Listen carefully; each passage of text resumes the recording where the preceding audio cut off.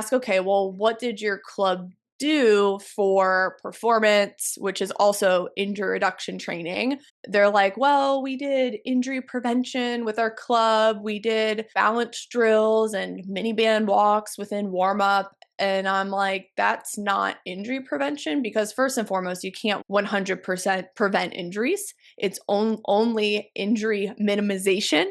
So they're lying to you that this is an injury prevention program. And then I would also say that it's not enough. Eventually, there needs to be a progression, especially in that age range of 12 to 14 years old and girls, where that growth spurt is happening. They need to, yes, start with body weight first, learn the movement patterns in the gym, learn how to squat, learn how to hinge, learn how to push and pull, and also carry. We need to start there first for the younger ones who are in middle school.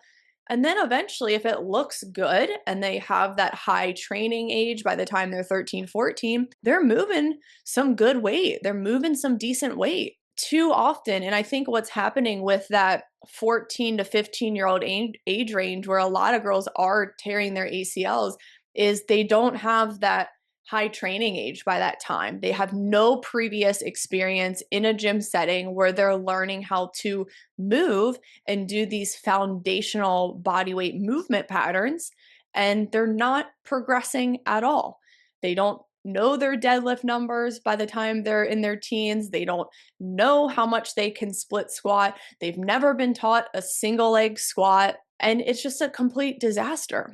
And I think a lot of girls soccer players think that they're doing the right thing with injury reduction, but they're not. Injury reduction is not adorable little balance drills and just mini band walks and hop on one foot and try to land. And by the way, a lot of the FIFA 11 plus warm-ups that are implemented in club soccer practices where girls are doing these jumping and landing drills, the landings are piss poor. I'm just going to call a spade a spade. It is awful. Their shoulders are swaying left and right. They're not being coached how to land properly. They're not being coached how to sink into their hips on that landing and bend the knee a little bit, bend the hips so they can really react to that force quickly. They're landing either straight leg, they're falling over, their knee is wobbling like a tree, their arms are flailing, which doesn't help lower body mechanics, so they're not being taught how to keep quiet arms during landing and decelerating drills. So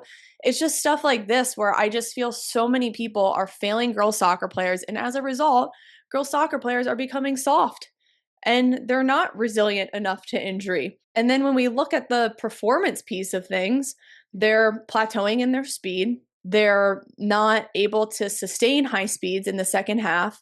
Even when they're running sub-maximally, they're not efficient and they're getting fatigued fast during sub-maximal tasks throughout the game. And they can't control their bodies during quick change of direction movements. They don't know how to pump the brakes, then go left or right or turn around or cut quickly. That's how a lot of these injuries happen. They don't know how to pump the brakes, which is a combination of a lot of things. It's a lack of eccentric strength, and it's a lack of coaches and clubs not properly teaching these jumping and landing drills correctly.